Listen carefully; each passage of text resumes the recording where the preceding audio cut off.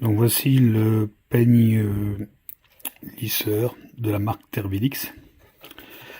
Alors, comme il est expliqué, donc il a donc le peigne en tourmaline, la céramique tourmaline qui est imprégnée de kératine et d'huile d'argan, qui permet, soi-disant, donc d'avoir moins de risques, beaucoup moins de risques de dégâts sur les cheveux.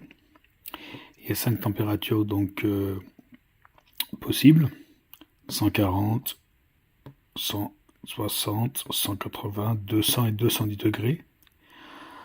C'est un double voltage, donc on peut utiliser par exemple sur du 110 volts ou 220 volts. Ensuite, il y a un arrêt automatique après, donc de sécurité après 60 minutes. Et le cordon, qui est assez long d'ailleurs, peut tourner à 360 degrés, donc ce qui évite de l'emmêler, quoi. Alors, dans la boîte, on retrouve un mode d'emploi. Alors, il n'y a pas de français, c'est seulement anglais ou allemand. Mais bon, ça va, on comprend assez rapidement. Alors, le peigne lisseur. Alors, c'est valable aussi bien pour des cheveux, d'ailleurs, ou des perruques, mais aussi, bien sûr, pour la barbe, pour ceux qui la peignent. Alors, voilà, donc, le peigne comme il est. Donc, c'est cette partie-là qui chauffe. Donc là, on a le support pour le poser si on a envie, pour que voilà, il touche pas, ils sont pas en contact avec la partie sur laquelle il repose. Donc là, il y a les touches de contrôle de température, et puis après, bon, ici, on verra la température qui évoluera avec une lumière rouge.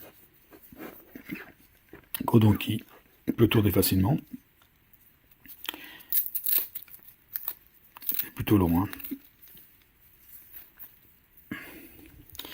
Et il y a aussi donc, alors, une protection en plastique qui vient se mettre là si on a envie, pour éviter de se brûler le crâne, etc. Si on est un petit peu sensible, voilà, on peut la mettre comme ça.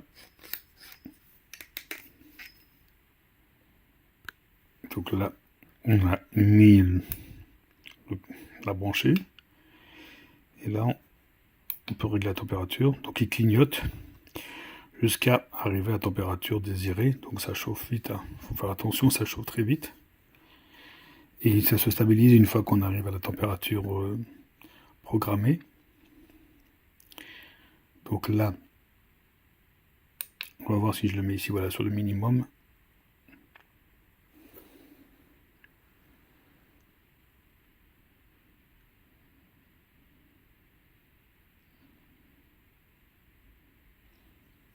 Là, on sent que ça chauffe, hein, c'est le minimum. Donc là, voilà, il est arrivé à la température, donc la lumière reste fixe.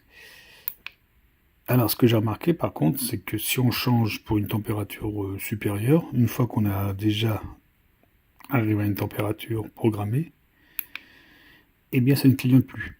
Donc là, c'est un petit peu surprenant, parce que normalement, on devrait avoir un clignotement pour indiquer qu'il est encore en chauffe, et ça s'arrêterait à température, parce que là, automatiquement, je suis passé de 140 degrés à 180, il n'est pas encore arrivé à 180.